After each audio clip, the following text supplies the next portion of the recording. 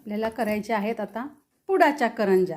पुडाच्या करंजीसाठी मी रवा घट्ट मळून त्याची अशी पोळी करून तयार केलेली आहे। हा बघा तूप आणि अनारशाचं सारण पीठ आहे, त्याच्यामध्ये तूप टाकून फेटून घेतलेलं आहे। ते असं पोळीला चारी बाजूने लावून घ्यायचं आणि नंतर मग आपण अशी पोळी अशाप्रमाणे दुमडून घ्यायची आणि दुमडलेली पोळी अशी कापायची, त्याचे छोटे छोटे काप तयार करायचे दुमडलेल्या पोळीचे। तुम्ही तेलही घेऊ शकता तुमच्या आवडीने, मी तूप घेतलेलं आहे।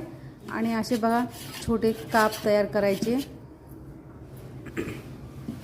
आणि ते असे काप तयार करून एका भांड्यामध्ये ठेवायचे आणि मग त्याचे सरळ पोळी लाटायची, ज्या साईडने दुमडले त्या साईडचे तसेच ठेवायचे। चौकोनी आकाराची अशी पोळी लाटायची याची आणि हे बघा हे पारे एका साईडचे थोडी जाड ठेवायचे, ह्याच्यामध्ये असं थोडं पाणी लावून सारण भरून चांगलं असं दाबून घ्यायचे ह्याच्या कडा अशा प्रकारे आणि अशा सगळ्या करंज्या तयार करून घ्यायच्या। पहा अशी चौकोनी लाटी तयार करायची, पुन्हा एकदा दाखवते। अशी लाटी तयार करून घ्यायची आणि मग ह्याला तळून घ्यायच्या। तर ह्याला खारीसारखे ह्याच्या पाऱ्या सुटतात मित्रांनो, असे पडदे सुटतात ह्याला खारीसारखे। मागच्याही व्हिडिओला करडीच्या भाजीच्या व्हिडिओला तुम्ही भरभरून प्रतिसाद दिला, त्यामुळे तुमचे धन्यवाद।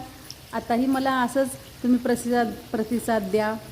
पहा आपल्या करंज्या किती छान झालेल्या आहेत आणि तुम्हीही अशा करंज्या करा।